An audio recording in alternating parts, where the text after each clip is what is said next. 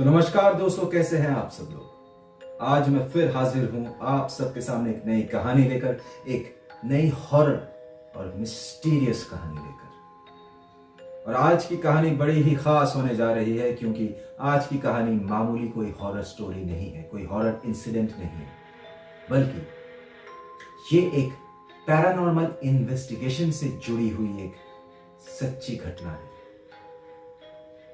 और जब भी हम पैरानॉर्मल इन्वेस्टिगेशंस के बारे में बात करते हैं तो सबके मन में एक नाम जरूर आता होगा, और वो नाम है गौरव तिवारी।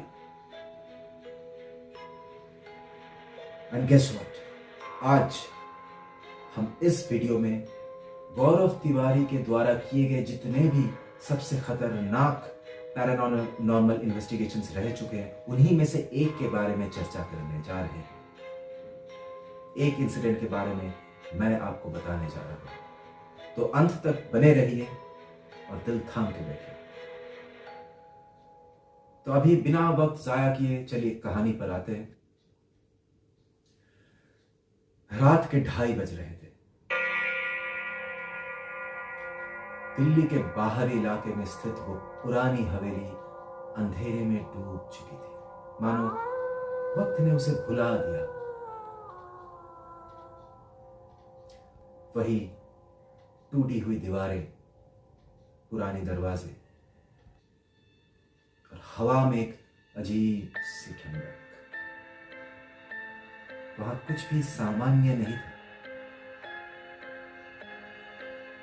और ये हवेली जितनी डरावनी है, इसका इतिहास उससे भी कई गुना ज्यादा डार्क है, बहुत ही रहस्यमयी है, बहुत ही मिस्टीरियस है।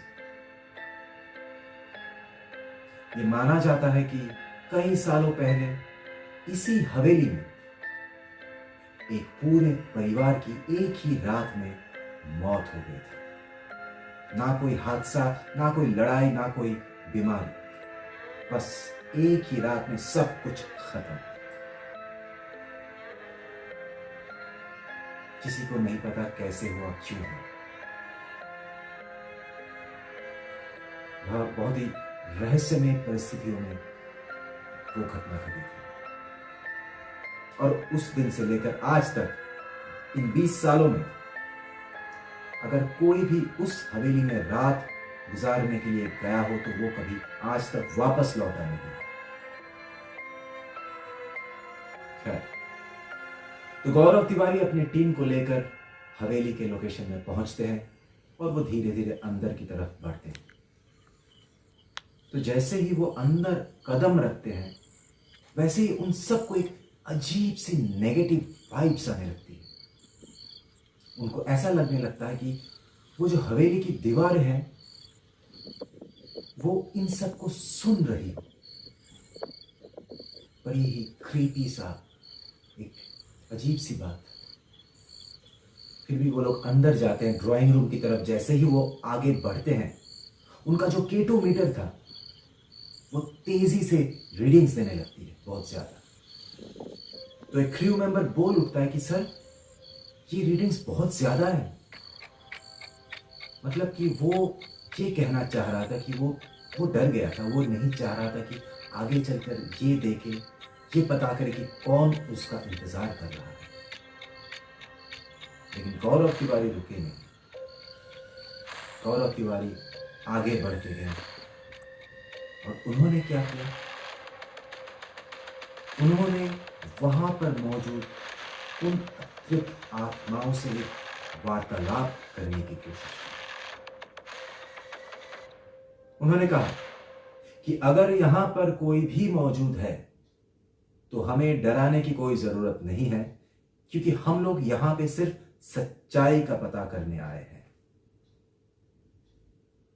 और जैसे ही गौरव तिवारी ने ये बात बस खत्म ही की थी, तभी के तभी ऊपर के मंजिल से एक जोरदार धमाकेदार एक आवाज सुनाई पड़ती है, जिससे सब लोग डर जाते हैं।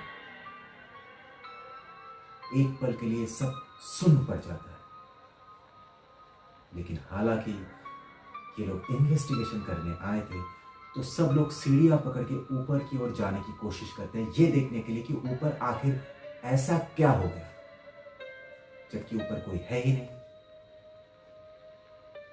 जैसे ही वो सीढ़ियां चढ़ने लगते हैं, उनका जो कैमरा था वो खुद ब खुद कांपने लगता है और एक बच्चे की हंसने की आवाज अचानक से सुनाई पड़ने लगती है सबको। और वो आवाज ना तो मासूम था, ना स्वाभाविक। वो आवाज हवेली की दीवारों के साथ टकराकर चारों तरफ गूंज रही और सब लोग वहीं सीढ़ियों पर डर के मारे जम गए थे। लेकिन इन सब चीजों पर गौरव तिवारी के ऊपर कोई भी असर नहीं पड़ा। वो फिर भी आगे बढ़े और एक अलग कमरे की ओर बढ़ते गए, उस कमरे के अंदर गए। जैसे ही वो कमरे के अंदर पैर रखते हैं, उस कमरे का तापमान गिर सा जाता है और बहुत ज्यादा गिर जाता है टेम्परेचर। यहां पर आकर वो फिर से एक और प्रयास करते हैं वहां की अतिरिक्त आत्माओं से एक कनेक्शन बनाने का। इस बार वो कहते हैं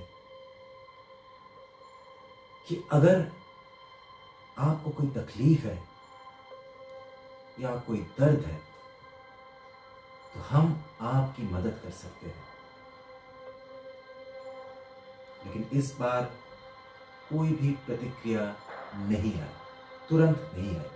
सब कुछ शांत, एकदम पिन ड्रॉप साइलेंस। सब लोग वहां पे यही वेट कर रहे थे, कुछ तो रिप्लाई आए, या तो केटोमीटर से या फिर कोई और तरीके से।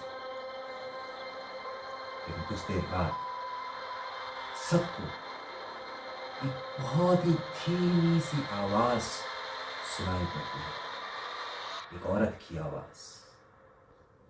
चले जाओ यहाँ से। जैसे ही सबको यह आवाज सुनाई पड़ती है, उतने में ही लाइट्स झपकने लगती है, कैमरा में लाइनें दौड़ने लगती है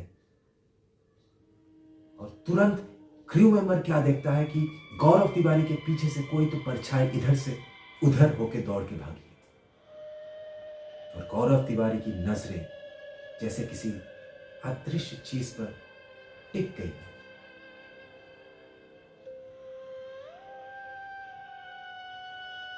थोड़ी देर बाद बड़े ही धीमे स्वर में गौरव तिवारी अपने आप से कहते हैं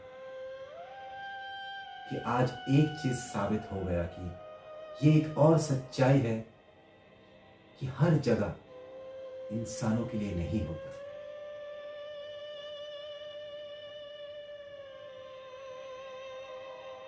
इतना कहते ही उनका जो एक दूसरा क्रू मेंबर था, जो गौरव तिवारी के पीछे ही खड़ा था, वो खुद ब खुद गिर जाते हैं, जैसे कि मानो उन्हें किसी ने धक्का मारा। बस इसके बाद रिकॉर्डिंग्स रुक जाती है, आवाजें रुक जाती है। बाकी के जो रिकॉर्डिंग्स थे वो कुछ दिनों के बाद मिलते हैं, लेकिन कुछ सवालों के जवाब आज तक नहीं मिल पाए।